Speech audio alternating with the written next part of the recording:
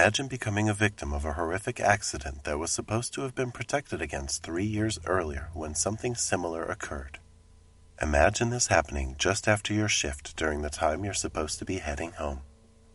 Well, this nightmare became a reality for 21-year-old Gabriela Garin in the summer of 2007 when her life was tragically cut short at the hands of a roller coaster that had killed before. But who exactly was Gabriela Garin? What happened to her? What incident served as the grim foreshadowing of her accident?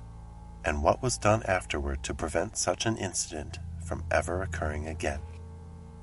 On Friday, the 29th of June, 2007, in Rye, New York, a terrible accident occurred on one of the roller coasters at Playland amusement park.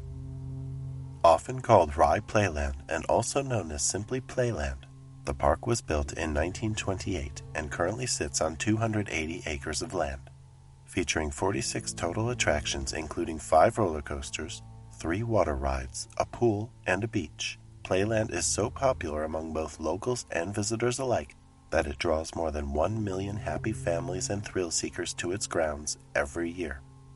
Interestingly enough, that's not all there is to know about the amusement park. It's an official historical landmark and has a bit of cinematic fame, with the park being featured in Tom Hanks's 1988 film, Big. Knowing all this, one might think that Rye Playland is the paragon of fun and recreation. However, this wasn't the case on that day in June 2007. But it would be unfair to talk about the death of Gabriela Garin without first discussing the horrific death of a 7-year-old girl on the same ride that took Gabriela's life. And for that, we have to go all the way back to the year 2004. On Saturday, the 22nd of May 2004, 7-year-old Stephanie F. Diodon of New Rochelle fell to her death from Mind Scrambler, one of Playland's many rides. Born on Wednesday, the 12th of June 1996, Stephanie was a daring and brave child. Her family fondly remembers her as a Miss Know-It-All who was very energetic and very happy-go-lucky. She played with anything she could get her hands on and loved to wear long braids so she could fling her hair up and down. She was adventurous and never shied away from new experiences. It's no surprise then that Playland was one of her favorite places to be. She had visited the park multiple times with her family and had ridden the Mind Scrambler several times before. Mind Scrambler was an amusement ride that functioned like basically every other indoor scrambler amusement ride. Riders were placed in suspended cars that were spinning in order for them to experience centrifugal force. Riders were seated in small 2-seat carriages clustered together and connected by beams at the top to a central point. The clustered vehicles were then spun in one direction, while the ride as a whole spun in the opposite direction.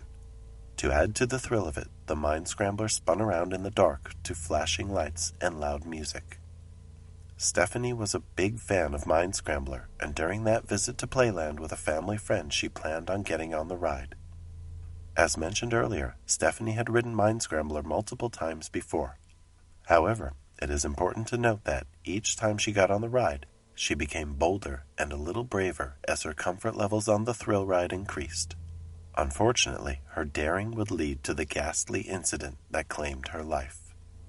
On that day, Stephanie, who would have been 8 years old in 2 weeks, was seated by herself in a 3-person car.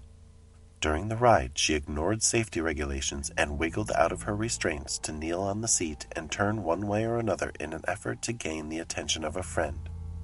In no time at all, Stephanie was carried out of the car by centrifugal force.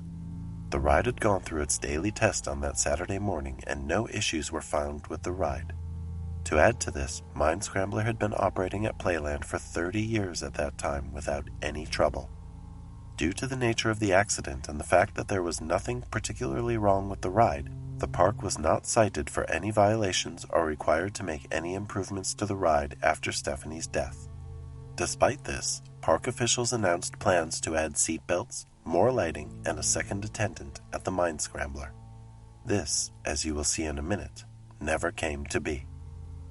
Fast forward 3 years, and in came 21-year-old Gabriela Garin, a savvy, bright single mother who had first visited Rye Playland when she was a youngster and fell in love with the environment. According to her sister Ruby Garin, Gabriella basically grew up at the amusement park. She used to visit Playland when she was 3 years old, and her love for the park clearly manifested well into her teenage years as, at the age of 14, she started working there. Having spent the last 7 years working there, Gabriella knew the Mind Scrambler like the back of her own hand. This tidbit of information makes her death on the platform of the same ride she loved and operated even more harrowing. At around noon on the 29th of June 2007, Playland opened as usual. Gabriella's shift began at 6 p.m. in the evening, and it was at this exact time that she relieved the ride operator and assumed those duties.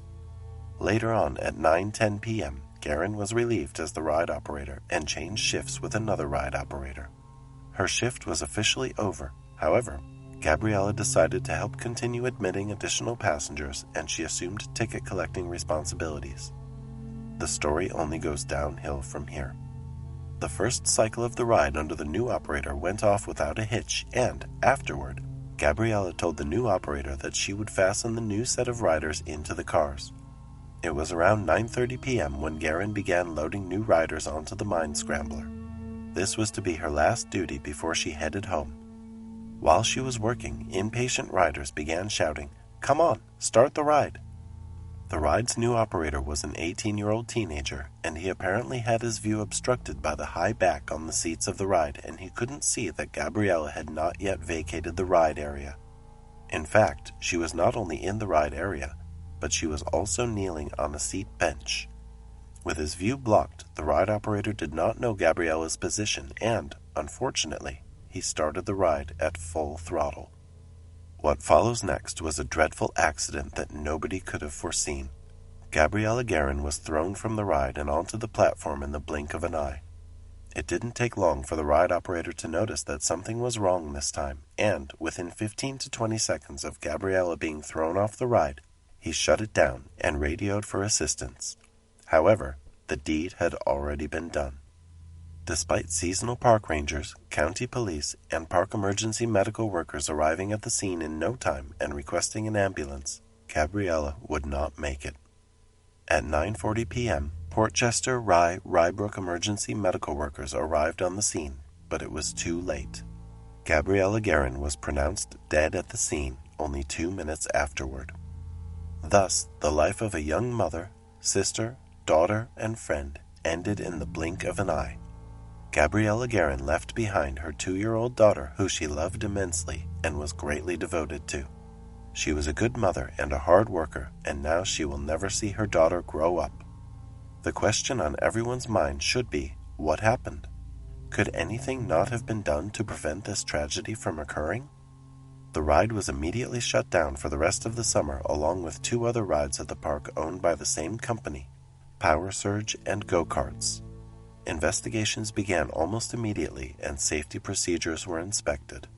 As expected, nothing wrong was found with the ride itself. There was no loose screw, no broken bolt, no fatigued metal. There wasn't so much as a pin out of place on the Mind Scrambler. Mechanical issues would have been easier to comprehend than the limbo Gabriella's death had been left in. And, in the end, her death was reported as a result of a series of assorted failures and omissions that add up to a preventable tragedy. Despite Playland announcing that a second attendant would be added to the Mind Scrambler after 7-year-old Stephanie's death, no second attendant was on duty in the booth when Garin died. Maybe if someone else was around, they would have seen her on the platform and never have started the ride. Or, better still, she would not have felt the need to stay past her shift. In the end, no one was charged for the death of Stephanie Dudon, and the death of Gabriela Garin was ruled as accidental. No criminal charges were filed, but the family of Gabriela Garin was expected to receive a combined $700,000 from Westchester County and the amusement park in form of a settlement. In the settlement, Westchester gave Gabriela's family $275,000. The company that owns the ride she died on at Rye Playland also gave the Garin family an additional $425,000. 2 lives were taken on the same ride within the span of 3 years, and all that it amounted to was $700,000 in settlement charges and the permanent closure of Mind Scrambler.